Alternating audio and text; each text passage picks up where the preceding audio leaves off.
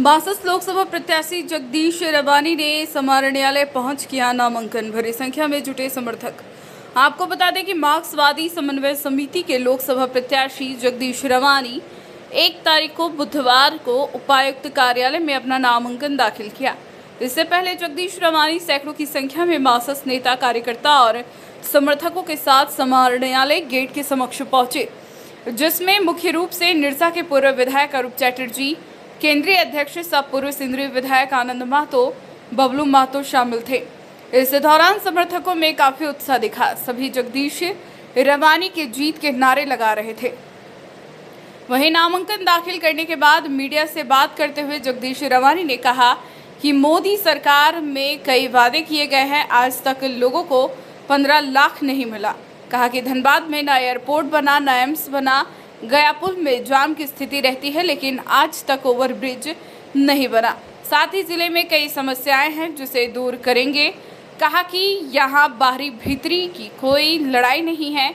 एक राय भी बाहर से आए थे, लेकिन वे अपने काम और साफ छवि के कारण जीते, हम भी जीत रहे हैं। क्या हुआ? और नीचे कीजिए। माननीय शिबू सोरेन महोदय का जो अरे मेरा आईडी छीप रहा है। अरे आईडी मेरा छीप रहा। अरे नहीं तो और यहाँ का जो है अस्थायी को जो है कि ऐसा जंगल में भेजा जा रहा है, यहाँ कोई सुविधा कॉलेज है ना, मेडिकल सुविधा है, कुछ नहीं है। उन लोग को व्यवस्था नहीं है। दूसरा नंबर जो महंगाई इतना बढ़ गया है पूरे देश में, तो आप लोग सभी जानते हैं। उसके बाद शिक्षा का बहुत कमी है। अरे चेहरा ढक रहा है, थोड़ा सा नीचे करिए राजेश जी आपको। और यहाँ उठे सोचा था कि नया सरकार आएगा तो हम लोग को रोजगार मिलेगा, लेकिन रोजगार नहीं मिला। झूठा जुमला जो है सरकार। नामांकन में आपके साथ कौन कौन शामिल हुआ? नामांकन में हमारे मार्क्सिस्ट के केंद्रीय हमारे कीजिए ना केंद्रीय अध्यक्ष और हमारे कार्यकारिणी अध्यक्ष अरूप चैटर्जी,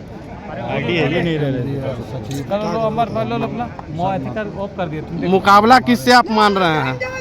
मुकाबला देखिए, हमारे साथ कोई मुकाबला में नहीं रहेगा। इस बार लोग चाह रहा है मार्क्सवादी कहीं वामपंथी को ही जिताया जाए, इसलिए कि देश का हित में जवानों को चाहिए अधिकार चाहिए, नौजवानों को रोजगार चाहिए।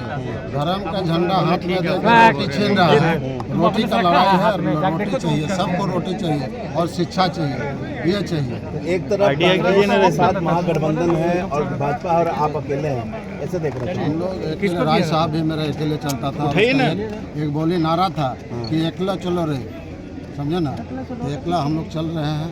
और पूरा विश्वास है, जनताओं से विश्वास है मुझे कि मुझे जनता चुनेगी। और जनताओं को हमको विश्वास कर रहा है जनता कि राय साहब का जो विचारधारा छोड़ करके आए थे यहाँ धनबाद की धरती का कि विकास करने के लिए गरीब मजदूर किसान नौजवानों को अधिकार दिलाने के लिए। और मैं भी कोयला भवन में सर्विस करता था, नौकरी त्याग करके मैं भी आया हूँ कि एक नौकरी जाए तो जाए, लेकिन हजारों लोगों को नौकरी मिले। वहीं इस दौरान निरसा के पूर्व विधायक अरूप चैटर्जी ने क्या कुछ चीज़ है। प्राइवेटाइजेशन पॉलिसी से लेकर जो हिटलरशाही रवैया है वो मुख्य मुद्दा रहेगा। और बीजेपी जुमलेबाजी में ज़्यादा विश्वास करती है। आप सारे माननीय प्रधानमंत्री का भी भाषण सुनेंगे तो वो प्रधानमंत्री के लायक भाषण नहीं है। तो हम समझते हैं जो स्तर को ऊंचा करना चाहिए, लोगों की रोजगार मुद्दा होना चाहिए। यहाँ सामानों की दाम दिन प्रतिदिन बढ़ते जा रही है, उसकी मुद्दा होना चाहिए। इनकी सरकार में 35,000 से 74,000 सोना की भाव भी चली गई, जो मतलब आम गरीब आदमी तो हम समझते हैं जो अपनी बेटी की शादी में 1 तोला सोना भी नहीं दे सकें।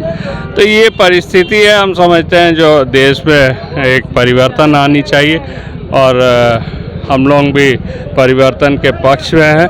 हम आशा करते हैं जो हम लोग भी धनबाद की जनता हमें वोट देगी और इस बार जैसे पूर्व में भी हम लोग जीते हैं उसी तरीके से इस बार।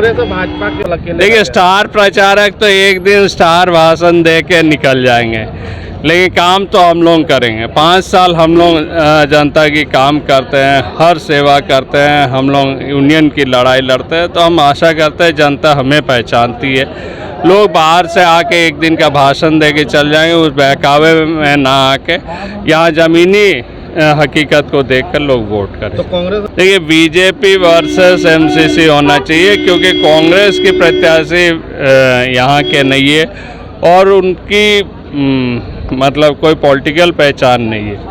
तो हम आशा करते हैं जो लोग हमारे साथ देंगे। धनबाद की जनता UFO में है, आशा करते हैं हम लोग कन्विंस कर सकें हमें वोट देने, ताकि बीजेपी को हरा सकें। मान रहे कि आपका मुकाबला भाजपा के प्रत्याशी से होगा, कांग्रेस से नहीं? कांग्रेस हम समझते हैं अपनी, अगर कांग्रेस माइनॉरिटी को माइनस कर दे तो कांग्रेस की अपनी वोट बहुत ही कम है। माइनॉरिटी का सपोर्ट आपको मिलेगा, इसका विश्वास है?